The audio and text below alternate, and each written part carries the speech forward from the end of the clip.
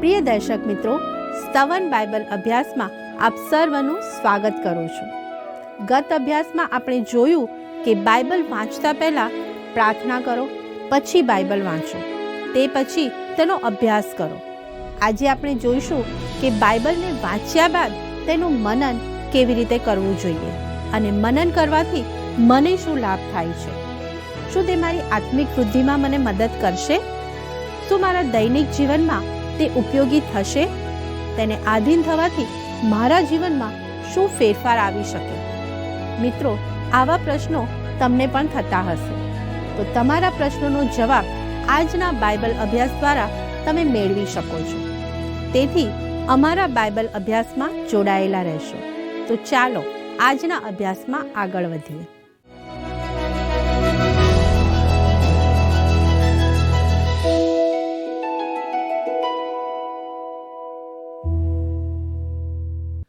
મિત્રો, ઈશ્વરે પોતે પોતાના લોકોને મનન કરવાનું શીખવાડ્યું. ઈશ્વરનું વચન ઇઝરાયલના બાળકોની સાથે હંમેશા રહેવાનું હતું, જેથી તેઓ તેનું મનન કરી શકે. પુનર્નિયમનું પુસ્તક 6 અધ્યાય 6-9 કલમમાં લખ્યું છે, અને આ જે વચનો હું આજે તને ફરમાવું છું તે તારા અંતઃકરણમાં ઠસી રહે, અને તે તું ખંતથી તારા છોકરાને શીખવ. ને જ્યારે તું ઘરમાં બેઠો હોય, ને જ્યારે તું રસ્તે ચાલતો હોય, ને જ્યારે તું સૂઈ જાય, ને જ્યારે તું ઉઠે, ત્યારે તે વિશે વાત કર. અને તું તેમને નિશાની તરીકે તારે હાથે બાંધ, ને તારી આંખોની વચ્ચે તેમને કપાળ ભૂષણ તરીકે રાખ, અને તું તેમને તારા ઘરની બારસાખો ઉપર તથા દરવાજા ઉપર લખ. વહાલા મિત્રો, આ અદ્ભુત વિધાન ઈશ્વર તરફથી આવ્યું છે. તેમણે કહ્યું કે ઈશ્વરનું વચન બારસાખ પર લખવું. બીજા શબ્દોમાં, જ્યાં કંઈ તેઓ ફરે ત્યાં તે જાહેરાતના પાટિયા જેવું લાગે. તમે કોઈ પણ જાહેર સ્થળે જાઓ કે રાજમાર્ગ પર જાઓ તો તમને મસાલા કે સિગરેટની જાહેરાતના આકર્ષક પાટિયા દેખાશે. હવે તમે સમજી શકશો કે શા માટે લોકો મસાલા ખાય છે કે સિગરેટ પીવે છે. કેમ કે તે હંમેશા તેમની આસપાસ હોય છે. પ્રભુ માનવ સ્વભાવ જાણતા હતા, તે આપણને ઓળખતા હતા, અને ઈશ્વરે તેમના લોકોને કહ્યું કે તેઓ જ્યાં જોઈ શકે ત્યાં ઈશ્વરનું વચન મૂકે. તે તેમની બારસાખો પર કે દરવાજાઓ પર અને પોતાના કપડાં પર તે લખે. જ્યારે તેઓ ચાલતા હોય અને જ્યારે તેઓ બેસે ત્યારે તે વિશે વાત કરે. તેઓ પથારીમાં ઊંઘી ના જાય ત્યાં સુધી તેની વાત કરે. આમ ઈશ્વરે તેમના લોકોને તેમના વચન પર મનન કરવા કહ્યું. હવે ખરેખર ઈશ્વરના વચન પર મનન કરવું એટલે શું? તે વિશે ગીતશાસ્ત્ર 1 અને 2માં રસપ્રદ વિધાન કરવામાં આવ્યું છે. જે માણસ દુષ્ટોની સલાહ પ્રમાણે ચાલતો નથી, જે પાપીઓના માર્ગમાં ઊભો રહેતો નથી, અને જે નિંદાખોરીની સાથે બેસતો નથી, તેને ધન્ય છે.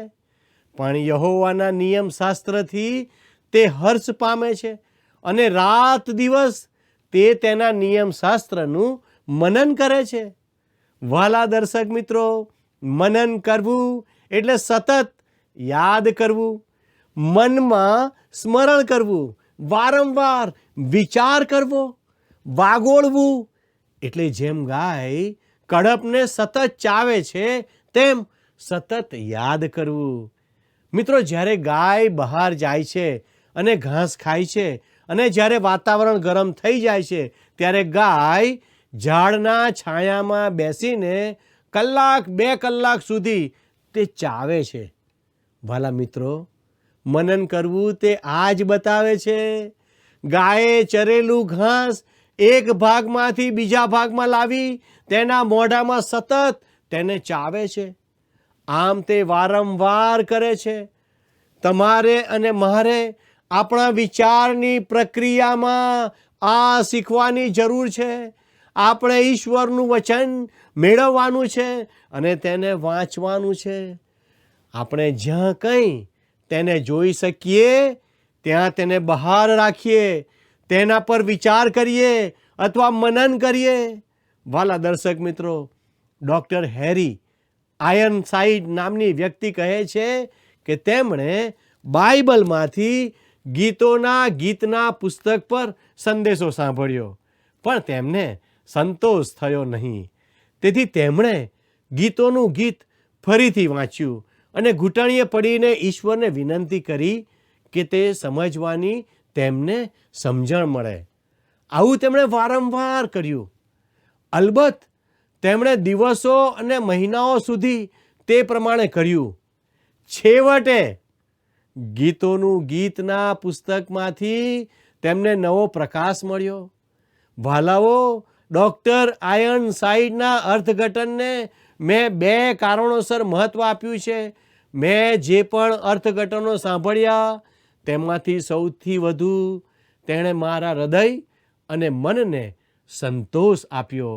અને હું જાણું છું કે જે માણસે તે લખ્યું છે તેણે લાંબો સમય તેના પર મનન ચિંતન કર્યું છે. ભલા મિત્રો, કેટલાય લોકો એવા છે જેઓ અમને કહે છે કે તેમની પત્નીએ આ બાઇબલ અભ્યાસ ઘરે સાંભળ્યો અને પતિએ નોકરીના સ્થળે સાંભળ્યો અને જમવાના સમયે જે શાસ્ત્ર ભાગ રજૂ થયો હતો તેના પર તેમણે ચર્ચા કરી. આ મનન છે વાલાઓ, કારણ કે તેનું પુનરાવર્તન થયું. વાલા મિત્રો, જ્યારે તમે એકલા વાહન ચલાવતા હોય ત્યારે પવિત્ર શાસ્ત્રના કોઈ એક ભાગ પર વિચાર કરવા માટે તે સારું સ્થળ બની શકે. તમારામાંથી કેટલા તમારા રોજિંદા બાઇબલ વાંચન પછી દિવસ દરમિયાન તે વચનો પર મનન કરો છો? મોટા ભાગે લોકો વાંચે છે અને જો તેમને તે પર ધ્યાન આપવાનું કહેવામાં ના આવે તો તે ભૂલી જાય છે, અથવા રાતે તેઓ વાંચે છે અને ઝડપથી પથારીમાં જતા રહે છે, લાઇટ બંધ કરીને સૂઈ જાય છે અને બધું ભૂલી જાય છે. વાલા મિત્રો, વર્તમાન સમયમાં સમાજમાંથી ઈશ્વરના વચનોનું મનન કરવાની કળા ભૂલાઈ ગઈ છે. આજના સમયમાં ઘણા કુટુંબોની જીવનશૈલી બદલાઈ ગઈ છે. આપણી મંડળીઓ ઠંડી પડવાનું અને ઈશ્વરના વચનો પ્રત્યેના ભેદભાવ હોવાના કારણોમાંનું એક સાદું કારણ ઈશ્વરના વચનનું ઓછું મનન છે. વાલાઓ, યાદ કરો કે પ્રેરિતોના કૃત્યો તેના 8મા અધ્યાયમાં ઇથોપિયાનો હબસી ખોજો રથ હંકારતા યશાયાનું પુસ્તક વાંચી રહ્યો હતો. ખરેખર તો તે યશાયાનો અભ્યાસ કરી રહ્યો હતો, કારણ કે તે એવો ભાગ વાંચી રહ્યો હતો તેને સમજવામાં તેને મુશ્કેલી પડી રહી હતી. તે ખોજો તેનો અર્થ સમજી શક્યો ન હતો.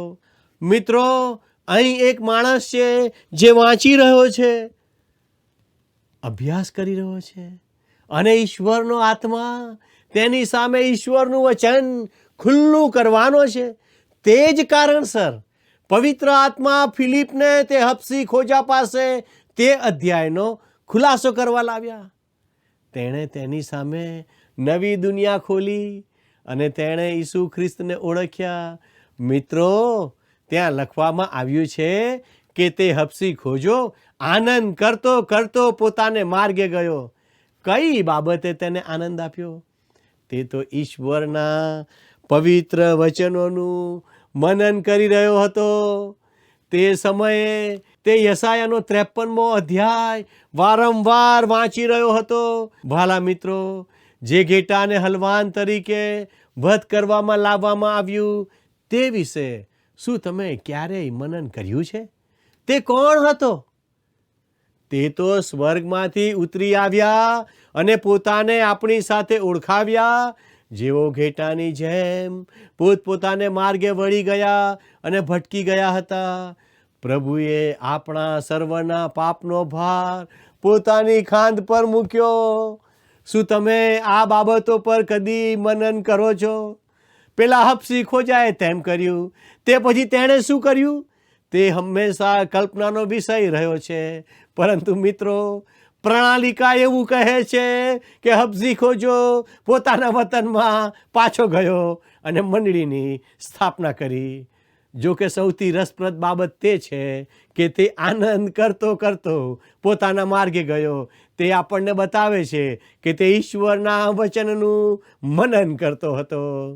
ભલા દર્શકો, જ્યારે તમે ઈશ્વરના વચનનું મનન કરો છો ત્યારે બાઇબલ વિશે બીજી વ્યક્તિઓએ શું કહ્યું તે પણ વાંચો. હું જાણું છું કે આ જોખમી નિયમ છે. ભલા મિત્રો, તેનું કારણ એ છે કે ઘણા લોકો બીજા લોકો બાઇબલ વિશે શું કહે છે તે પર જ આધાર રાખે છે. આજે બજારમાં ઘણા પુસ્તકો એવા છે જે બાઇબલ વિશે ખોટું શિક્ષણ આપે છે. આપણે બાઇબલ સંબંધી જે પણ લખાયું છે તે દરેકની કસોટી કરવી જોઈએ. છતાં મારે અને તમારે બાઇબલના સારા ખુલાસાઓમાંથી સલાહ લેવી જોઈએ. બીજાએ તે વિશે શું કહ્યું છે તે જાણવાથી તમને લાભ થશે. ખરેખર તો જેઓને ઈશ્વરના આત્માની દોરવણી મળી અને તેમના અભ્યાસમાં માર્ગદર્શન આપવામાં આવ્યું છે તેવા માણસો દ્વારા લખાયેલા પુસ્તકો જ્યારે તમે વાંચો છો ત્યારે તમને સદીઓની બધી જ મીઠાશ અને અભ્યાસનો અનુભવ થાય છે. તમને અને મને તેનાથી લાભ થવો જોઈએ. બાઇબલના પુસ્તકો પર કેટલુંક અદ્ભુત અને ઊંડી સમજ આપતું કાર્ય કરવામાં આવ્યું છે. મિત્રો, બાઇબલના ખુલાસાઓની સાથે સાથે બાઇબલનો શબ્દ માહિતીકોશ અમૂલ્ય છે. તમને સારા બાઇબલના શબ્દકોશની જરૂર પડશે.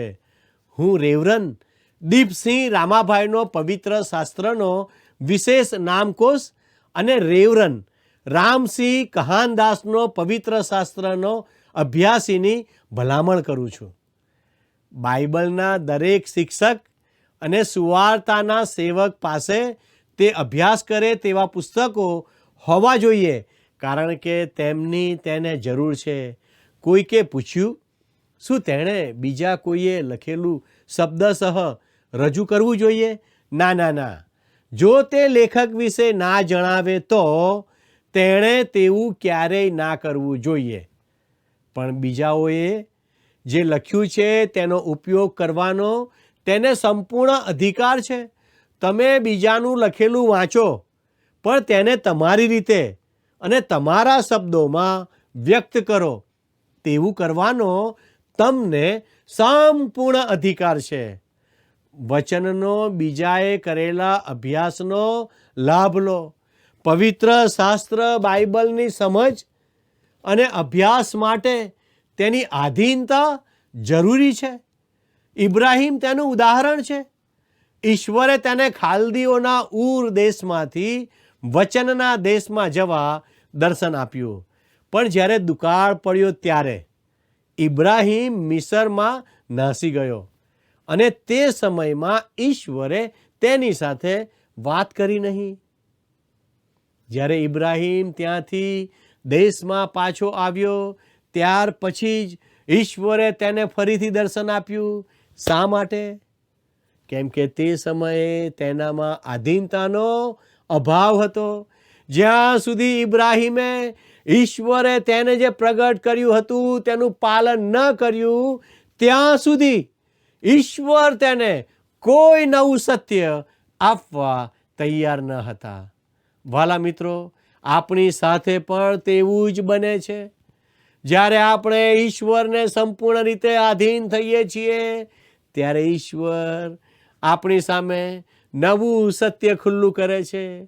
વાલા મિત્રો, આપણા આત્માઓના બચાવ માટે આપવામાં આવેલ શુભ સંદેશ પણ આધીનતાના ચોક્કસ હેતુસર આપણને આપવામાં આવી છે. શુભ સંદેશ પર સૌથી મહાન આલેખન રોમનોને પત્રમાં કરવામાં આવ્યું છે. સંત પાઉલ શુભ સંદેશની આસપાસ આ આધીનતાની બાબત મૂકે છે. તેની શરૂઆત આ રીતે કરે છે: રૂમી 1 અને 5 લખ્યું છે, સર્વ પ્રજાઓ તેના નામની ખાતર વિશ્વાસને આધીન થાય. એ માટે અમે તેની મારફતે કૃપા તથા પ્રેરિત પદ પામ્યા છીએ. તે પછી રોમનોના પત્રના અંત ભાગમાં સંત પાઉલ ફરીથી તેના પર આવે છે. રોમન 16 અને 26 તે લખે છે, તે મર્મના પ્રગટીકરણ પ્રમાણે મારી સુવાર્તા એટલે ઈસુ ખ્રિસ્ત વિશેના ઉપદેશ પ્રમાણે તમને દ્રઢ કરવાને જે શક્તિમાન છે. વિશ્વાસને આધીન પાઉલ પ્રેરિતે તેમના પત્રમાં કહેલી આ છેલ્લી વાત હતી. તે બંનેની વચ્ચે શું? તે શુભ સંદેશ એટલે શું? તે તો સૈદ્ધાંતિક શિક્ષણનો મોટો વિભાગ અને સમાપ્તિમાં ફરજનો વિભાગ છે, જે બતાવે છે કે આપણે શું કરવાનું છે. સંત પાઉલ શુભ સંદેશની આસપાસ આધીનતાની બાબતને વીંટાળે છે. તે તો વિશ્વાસ પ્રત્યે આધીનતા છે. વાલા મિત્રો, અહીં આદમ અને હવા ગેરમાર્ગે ગયા. હવાએ માત્ર શૈતાનને એટલે ઈશ્વરના શત્રુને જ સાંભળ્યો. એટલું જ નહીં, પણ તે ઈશ્વર પ્રત્યે પણ અનાજ્ઞાંકિત બની. વાલા મિત્રો, ઈશ્વરને આધીન થવું ખૂબ અગત્યનું છે. આપણે તે સ્વીકારવું જોઈએ કે જો આપણે ઈશ્વરની આજ્ઞાઓ પાળતા નથી તો ઈશ્વર તેમનું સત્ય પ્રગટ કરવાનું ચાલુ રાખતા નથી. જો આપણે બાઇબલ વાંચનમાંથી કંઈક લાભ પ્રાપ્ત કરવો હોય તો તેને આધીન થવું જ પડે. આધીનતા એટલા માટે અગત્યની છે કારણ કે ઘણા લોકો તમને અને મને જોઈને ખ્રિસ્તી વિશ્વાસનો સારાંશ કાઢતા હોય છે. કોઈકે સરસ કહ્યું છે કે શુભ સંદેશના રક્ષણનો શ્રેષ્ઠ માર્ગ શુભ સંદેશને યોગ્ય જીવન જીવવું તે છે. તે રીતે તમે સાબિત કરી શકશો કે તે ઈશ્વરનું વચન છે. મિત્રો, એક વખત 4 મિત્રો બાઇબલના વિવિધ અનુવાદોના ગુણદોષ વિશે ચર્ચા કરી રહ્યા હતા. એકને કિંગ જેમ્સ વર્ઝન ગમતું હતું કારણ કે તેનું અંગ્રેજી સરળ અને સુંદર હતું. બીજાને અમેરિકન સ્ટાન્ડર્ડ વર્ઝન ગમતું હતું કારણ કે તે વધુ શાબ્દિક છે અને હિબ્રુ તથા ગ્રીક મૂળ ગ્રંથોને મળતું આવે છે. ત્રીજાને આધુનિક અનુવાદ ગમતો હતો કારણ કે તેમાં આધુનિક શબ્દ ભંડાર છે. ચોથો મિત્ર મૌન રહ્યો. જ્યારે તેને પોતાનો અભિપ્રાય આપવા કહ્યું ત્યારે તેણે આવું કહ્યું. ધ્યાનથી નિહાળો મિત્રો, મને તો મારી માતાનો અનુવાદ જ સૌથી વધુ ગમે છે કારણ કે તેઓએ બાઇબલને વાંચીને નહીં પણ પોતાના જીવનમાં ઉતારીને તેનો અનુવાદ કર્યો છે અને એટલો સારો અનુવાદ મેં ક્યારેય જોયો નથી. પ્રિય મિત્રો, સંત પાઉલે કરિન્થના વિશ્વાસીઓને શું લખ્યું હતું તે યાદ કરો. અમારો પત્ર તે તમે જ છો કે જે અમારા દિલમાં લખેલો છે અને સર્વ માણસોના જાણવામાં તથા વાંચવામાં આવે. તમે ખ્રિસ્તના પત્ર તરીકે પ્રગટ થયા છો કે જે પત્રની અમે સેવા કરી છે. શાહીથી તો નહીં પણ જીવતા દેવના આત્માથી, શિલાપટો પર નહીં પણ માંસના હૃદયરૂપી પટો પર તે લખાયેલો છે, જે વિશે 2 કોરિન્થીયોનો પત્ર 3 અધ્યાય 2 અને 3 કલમ બતાવે છે. ઓ, બાઇબલને આધીન થવું કેટલું અગત્યનું છે. વાલા મિત્રો, હું માનું છું કે ખ્રિસ્તી વિશ્વાસને બહારના જૂથો કરતાં મંડળીના લોકો વધુ નુકસાન કરે છે. તે બહાર થઈ રહેલી બળવાખોરી અને સંસ્થાનો જેમાં મંડળીનો સમાવેશ થાય છે તેમની વિરુદ્ધની બળવાખોરી પાછળના કારણોમાંનું એક છે. વાલા મિત્રો, આજે હું તમને બહુ સ્પષ્ટપણે કહીશ કે ઘણી બધી વાર આપણી આસપાસ કંઈક બને છે ત્યારે આપણી બોલવાની રીત, વર્તન અને જીવન એવું હોય છે કે તેના કારણે અન્ય વિશ્વાસના લોકો પ્રભુના ચરણોમાં આવવાને બદલે પ્રભુથી દૂર થઈ જાય છે. કેટલીક વાર મંડળીના ઘણા લોકોના જીવનોને કારણે અન્ય લોકો મંડળીથી દૂર જઈ રહ્યા છે. યાદ રાખો, ઈશ્વરના વચનને આધીન થવું તે ખૂબ જ અગત્યનું છે. મિત્રો, આપણે બાઇબલને કેવી રીતે આધીન થઈ શકીએ તે પણ બહુ જરૂરી છે. હું તમને કેટલાક વ્યવહારુ સૂચનો કરવા માગું છું જે તમને બાઇબલને આધીન થવામાં મદદરૂપ થશે. મિત્રો, ફક્ત બાઇબલ વાંચવું, ફક્ત બાઇબલનો અભ્યાસ કરવો, ફક્ત બાઇબલ પર મનન કરવું, ફક્ત બીજાઓએ શું લખ્યું છે તે વાંચવું તે જ અગત્યનું નથી, પણ તેને આપણે બીજાઓ સાથે વહેંચવું પણ જોઈએ. આપણે તે કરવું જ જોઈએ. જો તમે ઈશ્વરનું વચન બીજાઓ સાથે વહેંચશો નહીં તો તમે એવા મુકામે આવી પહોંચશો કે તમે સંતુષ્ટ થઈ ગયા છો. ઈશ્વર તમને પીછેહટ કરીને બાઇબલનો હરતો ફરતો માહિતી કોષ નહીં બનવા દે કે જેથી ફક્ત તમે જ બધું જાણતા હો અને તમારામાંના બીજા લોકો અજ્ઞાની જ રહે. મિત્રો, હું માનું છું કે આ જ કારણસર બાઇબલ કહે છે, જેમ કેટલાય કરે છે તેમ આપણે એકઠા મળવાનું પડતું ન મૂકીએ, પણ આપણે એકબીજાને ઉત્તેજન આપીએ. અને જેમ જેમ તમે તે દાડો પાસે આવતો જુઓ તેમ તેમ વિશેષ પ્રયત્ન કરો. હિબ્રુનો પત્ર 10મો અધ્યાય 25મી કલમ જણાવે છે, મારા મિત્રો, ઈશ્વરે આપણને સાક્ષી આપવાનું કહ્યું છે. તેમણે કહ્યું છે, તમે મારા સાક્ષી થશો. ઈશ્વરે એમ ના કહ્યું કે તમે વિદ્વાન બનશો, કે હરતો ફરતો માહિતી કોષ બનશો, કે કંઠસ્થ કરેલું પુસ્તક બનશો. તેમણે એમ પણ નથી કીધું કે આપણે ઈશ્વરના સત્યને નોંધમાં કે નોટબુકમાં દાટી દઈએ. કોઈકે કહ્યું છે કે શિક્ષણ એક પ્રક્રિયા છે જેના દ્વારા શિક્ષકની નોટબુકમાં રહેલી માહિતી વિદ્યાર્થીની નોટબુકમાં બંનેમાંથી કોઈના મનમાંથી પસાર થયા વિના સ્થળાંતર કરે છે. હા વાલા મિત્રો, બાઇબલના સત્ય વિશે પણ મહદઅંશે તે સાચું છે કે જો તેનું પાલન ના થાય તો તે વહેંચાય પણ નહીં. આજે આપણને સાક્ષીરૂપ બનવાનું કહેવામાં આવ્યું છે. તેથી આપણે ઈશ્વરનું વચન બીજાને આપવાનું છે. તેથી જ મારા મિત્રો, ઈશ્વરના વચનનો આગળ ફેલાવો કરો. જ્યારે પણ ઈશ્વરના વચનને તમારા હાથમાં લો ત્યારે આ 7 મૂળભૂત માર્ગદર્શિકાઓનું પાલન કરો. પ્રાર્થના સાથે શરૂઆત કરો. બાઇબલ વાંચો, બાઇબલનો અભ્યાસ કરો, બાઇબલ પર વિચાર કરો અથવા મનન કરો. બાઇબલ વિશે બીજી વ્યક્તિઓએ શું કહ્યું છે તે પણ વાંચો. બાઇબલને આધીન થાઓ અને છેલ્લે તમે જે વાંચો છો તે બીજાઓ સાથે તે વહેંચો.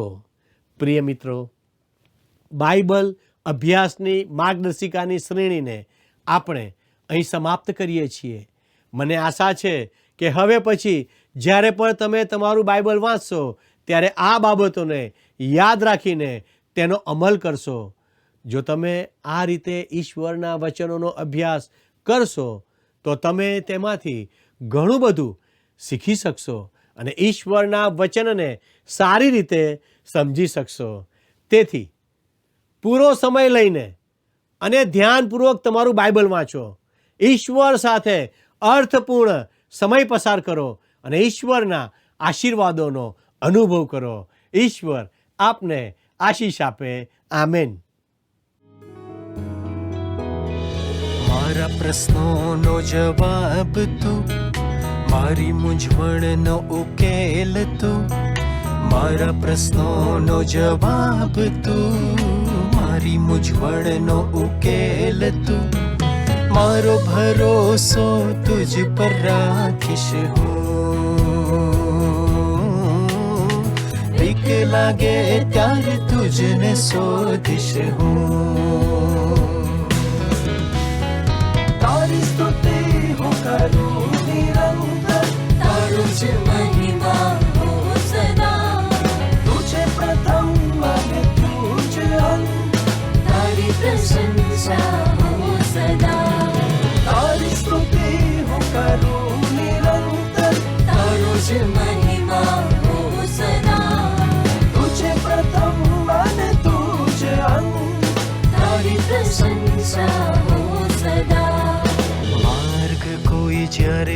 દિશે નહીં, અંધકાર ચારે કોર ઘેરી વળે, માર્ગ કોઈ જ્યારે દિશે નહીં, અંધકાર ચારે કોર ઘેરી વળે, મારો ભરોસો તુજ પર રાખીશ હું, બીક લાગે ત્યારે તુજને શોધીશ હું, તારી સ્તુતિ હું કરું નિરંતર, તારું જ મહિમા હો સદા, તુજે પ્રથમ અને તુજ અંત, તારી પ્રશંસા હો સદા. પ્રિય મિત્રો, મને વિશ્વાસ છે કે આજના અભ્યાસ દ્વારા તમને ચોક્કસ ઈશ્વરનો આશીર્વાદ મળ્યો હશે. આજના અભ્યાસમાં આપણે શીખ્યા કે ઈશ્વરના વચનોનું મનન કરવાથી આત્મિક જીવનમાં વૃદ્ધિ થાય છે. મિત્રો, બાઇબલના વચનોને તમારા દૈનિક જીવનમાં એવા તો વણી લો કે જ્યારે તમે ઘરના કામ કરતા હોય, અથવા તો તમે રસ્તામાં ચાલતા હોય, અથવા તો તમે બેઠા હોય કે બીજી કોઈ પ્રવૃત્તિ કરતા હોય, તો પણ તમે વાંચેલું વચન તે બધા જ સમયોમાં યાદ કરો અને મનન કરો, જેથી તે સાચા વચનો તમારા મનમાં હંમેશને માટે ઠસી જાય. સવારે તમે જે વચન વાંચ્યું હોય તે બપોરે, સાંજે અને રાત્રે સૂતા પહેલાં યાદ કરો અને તે વચન પ્રમાણે તમારી જીવનશૈલી રાખવાની કોશિશ કરો. આપણા આત્મિક જીવનની વૃદ્ધિ માટે વચનને આધીન થવું જરૂરી છે, નહીં તો આત્મિક વૃદ્ધિમાં ઉણપ આવી શકે છે. આત્મિક વૃદ્ધિ આપણા વિશ્વાસને મજબૂત કરે છે. જ્યારે આપણે વચનને આધીન થઈને જીવન જીવીએ છીએ ત્યારે આપણે બીજા લોકોને માટે સુવાર્તાના સાક્ષી બનીએ છીએ. મિત્રો, કુટુંબના વડીલ તરીકે તમે બાઇબલ વાંચીને મનન કરવાનો ઉત્તમ નમૂનો તમારા ઘરમાં પૂરો પાડો અને તમારા બાળકોને પણ તે તરફ વાળો. આ માટે ઈશ્વર તમને સહાય કરે. મિત્રો, આજનો પ્રશ્ન છે, બાઇબલનો અભ્યાસ કરવા માટે આપણે શું કરવું જોઈએ? એ. બાઇબલના વચનોનું મનન કરવું. બી. વચનો મોઢે કરવા. સી. વચનો વાંચવા. ડી. વચનો બીજાને કહેવા. મિત્રો, ગત પ્રશ્નનો જવાબ છે બી. લેવીઓ. વાલા મિત્રો, જો અમારા આજના કાર્યક્રમથી આપને લાભ થયો છે અથવા કોઈ નવી બાબત શીખવા મળી છે તો અમને તે ચોક્કસ જણાવશો. સંપર્ક માટે અમારો ફોન નંબર છે 94 29 37 56 10. આજના પ્રશ્નનો જવાબ પણ આ નંબર પર મોકલી આપશો. આભાર. શું તમને આ કાર્યક્રમ ગમ્યો? અત્યારે જ અમને મિસ કોલ કરો.